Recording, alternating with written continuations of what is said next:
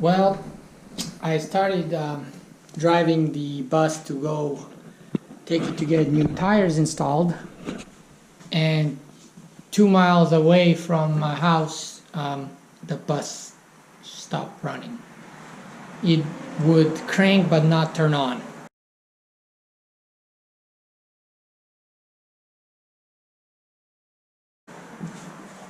So I was messing with different things. I opened the doghouse. This is a DT466E engine, 2002. And I was messing with different things, and I unplugged the IPC sensor connector, injection pressure control sensor.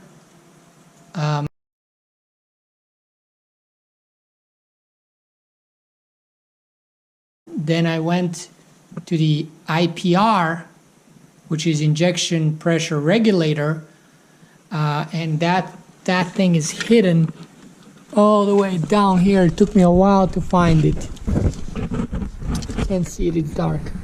But I found that, and I unplugged the connector, and the connector was damaged. It is damaged. Plastic is broken, though the pins, it's a 2-wire connector, the pins are all messed up. So I plugged it back in, started right up. Then I drove it for a mile, died on me again. Unplugged it, plugged it back in, try unplugging it multiple times, and it doesn't want to start. So I'm stuck here on the side of the road for several hours now. Luckily, 3 days ago we got CoachNet, and CoachNet has the towing, roadside assistance, all that. It has other things as well. And they ordered a towing company to come over here, and they ordered a towing company to come over here and tow us, and we were literally a mile away from the house, but I can't get it to start to take me that last mile.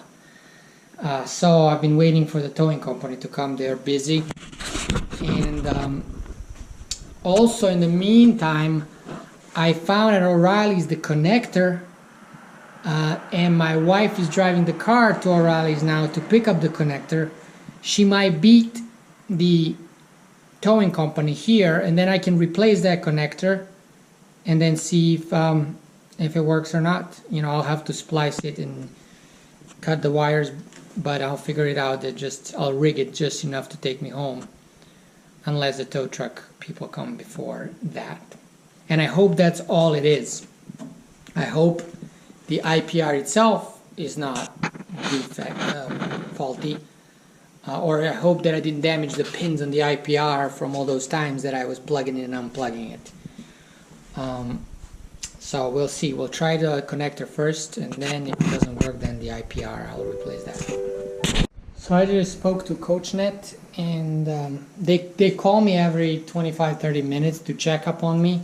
And they just called me to see if the tow truck people have come or called me, and I told them they haven't. So now they're going to try to call the tow truck company again to get a status. So CoachNet has been great so far, and you know, they've been doing everything they can to get me towed. So I'm happy with CoachNet so far, and they didn't have any issues about this being a Skoolie. They didn't really even ask me if it was a conversion or anything like that. I just said my RV brand is International 3000 IC model. It's not on your list, so that's why I selected other. Told them height, weight, length, so they know which type of tow truck to order, and that was it. No issues. See that white and what is that, red orange wire? It goes into the IPR. That's where that the connector is damaged. I'll post a picture over here of the connector so you can see the damage to it.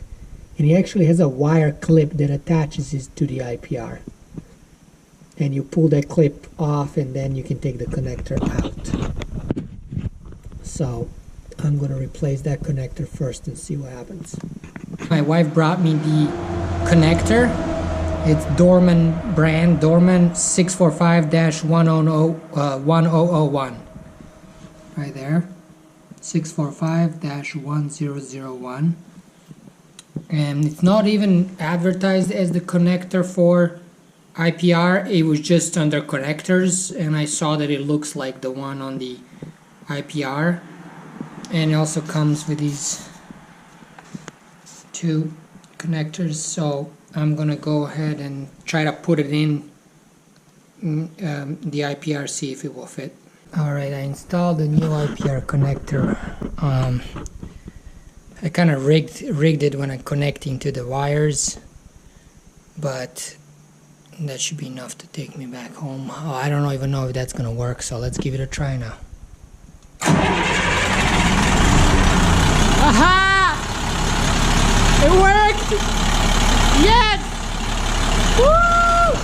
It worked! It's been almost 2 months now since I actually worked on the engine here.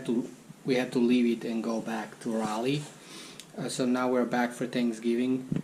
And basically replacing the connector on the IPR did not solve the problem. The bus died after like 20 minutes running.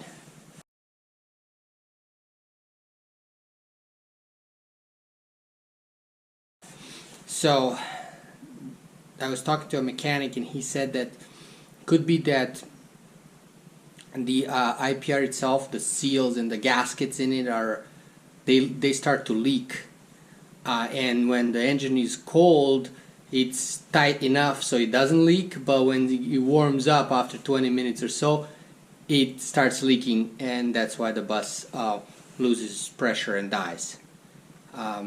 So I bought an OEM IPR valve, and I also got the ICP sensor, injection source sensor, because I noticed that the wires, the connector going into the sensor is leaking oil out of it. So that's a common thing. So I bought that too, because that's going out as well. Even though the sensor might not be the problem right now, it will be in the future. So there are aftermarket IPRs and the ICPs that are much cheaper, but I went with the OEM, paid extra money. This is the sensor. It says part number 1830669C92, and this is the IPR 1841086C91 is the part number. So here is the IPR injection pressure regulator, and this is just the part. This is just the protective cover, but it goes in like this, and to install it you actually have to first take this off, and then you can take this off, and then you can use 1 inch and 1/8 deep socket, and you need a torque wrench. So I have the torque wrench right here, and I got a deep socket as well. So this goes, wait, are you kidding me? This is not deep enough. Hold on. Oh, I'll be pissed if this is not deep enough. Thought this was gonna work.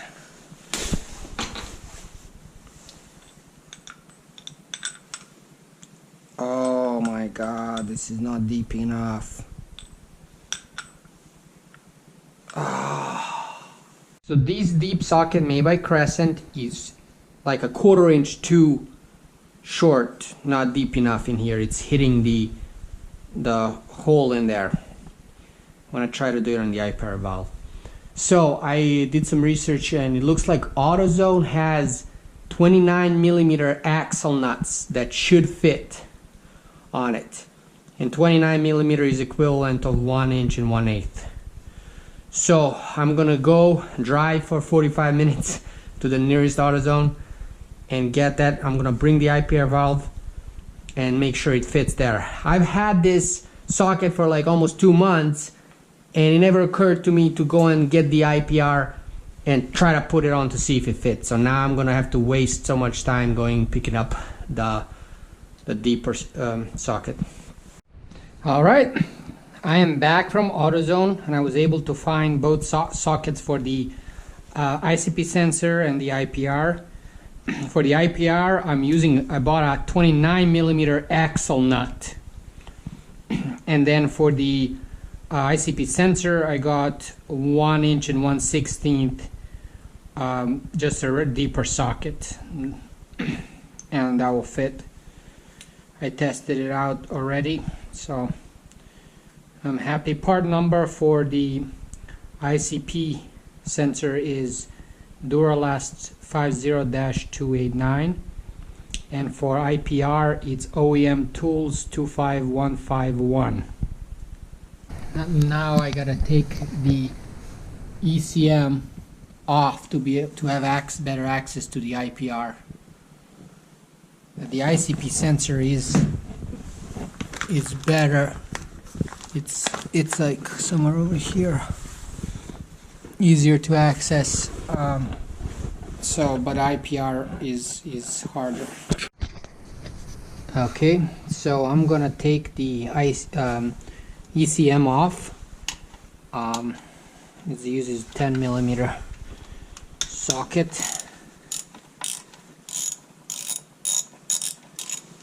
Looks like it's got these bolts at least in 4 corners. So I'm gonna take those off first and see what happens.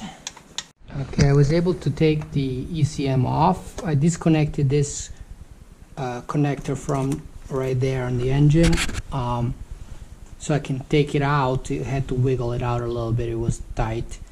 I have better access to the IPR now. I unplugged the connector for the IPR. It's right there hanging. But now the IPR is sitting like this, and I need to unscrew this nut here so I can remove all this, so I have access to this piece to unscrew the old one, right? So this is a 19 millimeter socket, so I'm gonna try to use a this socket. This is a torque wrench, but I'm trying to use that to take it to unscrew the old IPR. I'll see if I can reach in there. So the long torque wrench, it didn't work, it was too long, so I just used a regular wrench for the socket, and I was able to unscrew that small nut at the top, and I slid this out and then this out. One thing I noticed, one of the connectors in the IPR, all IPR is bent, and this is all covered with like oil. I dropped that small nut, so I don't have to show it to you, but it fell down. Might find it later. But I was able to take that part off, so now I have to figure out how to fit this big 29 millimeter socket to unscrew the IPR. Okay, here we are. Hope you can see I got a regular socket wrench and that deep 29 millimeter socket. I was able to put it over the IPR, and I was able to loosen it. Oh, I can't believe it. But anyway, you can see that socket there, black, left of that blue part, or under it, should I say. So I'm gonna just turn the camera off and unscrew the IPR completely. Take it out. I got the old IPR out. I can't believe it. So there it is. This is how it all looked like. And then it had a little nut here that fell down on the ground.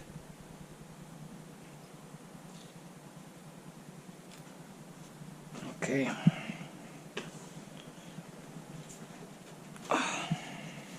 Okay, now I'm going to install the new IPR. I'm taking it apart.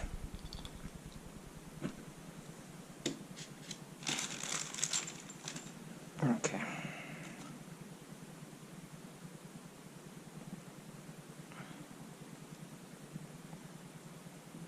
It's already got oil all over it, so that's good. I don't need to lube the O-rings. So now I'm gonna go in there and tighten it by hand first.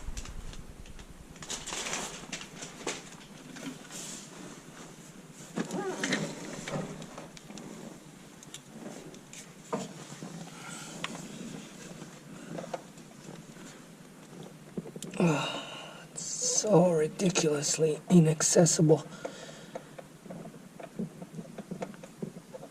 Downsides of having a flat nose front engine bus.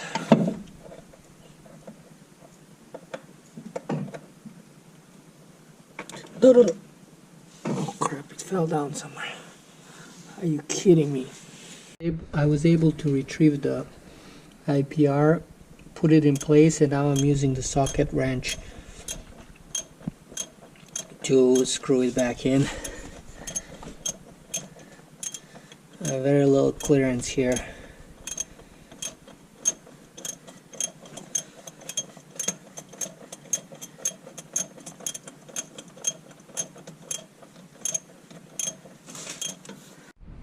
It looks like I'm gonna have to remove the fuel filter so I can get the torque wrench there with an extender, like a 8-inch or longer extender for the socket. That way I can torque it to spec. Okay, instead of taking the fuel filter off, I'm just gonna tighten it with a regular socket wrench as much as I feel like it should be tight, and then see if that resolves and fixes the problem, and if the bus runs and doesn't die on me, and then later I can take the fuel filter off and torque it to spec. Okay, I finished tightening the IPR. Now I gotta slide this piece on, then this one, then this nut. That nut at the end should be torqued to, I think, 53 inch-pounds. So I have this inch-pounds torque wrench and I set it to 53. So I'll see if I can use that to tighten the guy.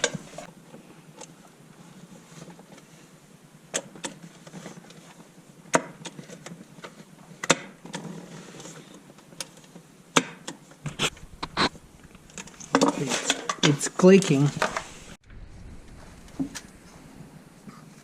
Now I gotta connect this connector to the IPR. Now I wanna take the ICP sensor off. It's right there. I don't know if you can see. This is it. There's a connector right here. I disconnected that connector. And I have a 1 1/16 socket. See if this will fit in here. Oh, it's on. So this is on the left side, top left of the engine.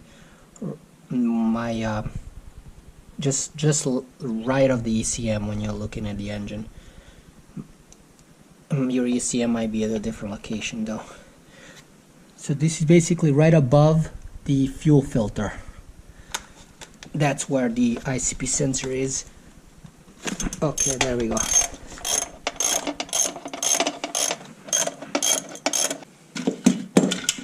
Now I know that this ICP sensor might be fine, but I did see some oil in the connector there, so that's why I decided to replace it. That's not what's causing the problem with not starting or starting and then dying after 20 minutes. But I'm gonna replace it anyway. There's the new one. I'm gonna put a little bit of oil on the O-ring from the old one.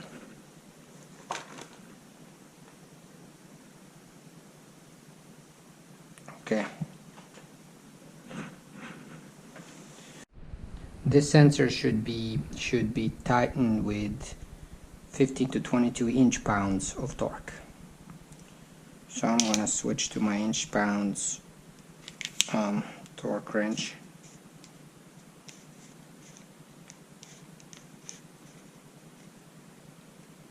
Okay, there we go. And let me make sure it's set it up to right there.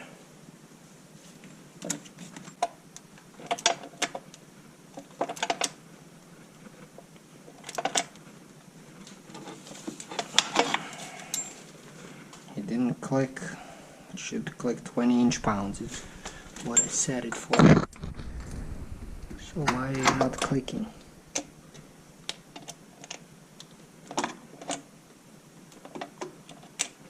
Oh, it did click. I'll plug it back in, and then we should be good to go.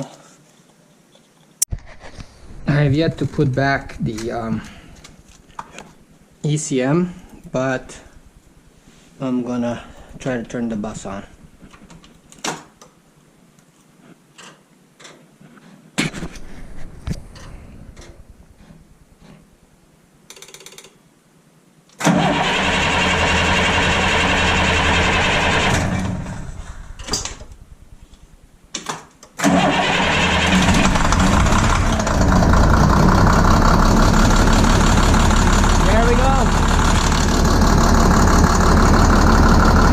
It's running. Now the key is to leave it running for like 30 minutes at least to see if it's gonna die on me or not, because that's what I had a problem with. When it's cold it starts, after 30 minutes it would die, or 20 minutes or something like that. So I'm gonna turn it on and leave it. All right, it's been 45 minutes running and the bus hasn't died on me. I'm gonna leave it to run more, but it's promising. So the bus has been running for 2 hours and it hasn't shut down. So I think I fixed it. It looks like it was the IPR that was the problem. So I'm very happy. I can take it to get new tires now.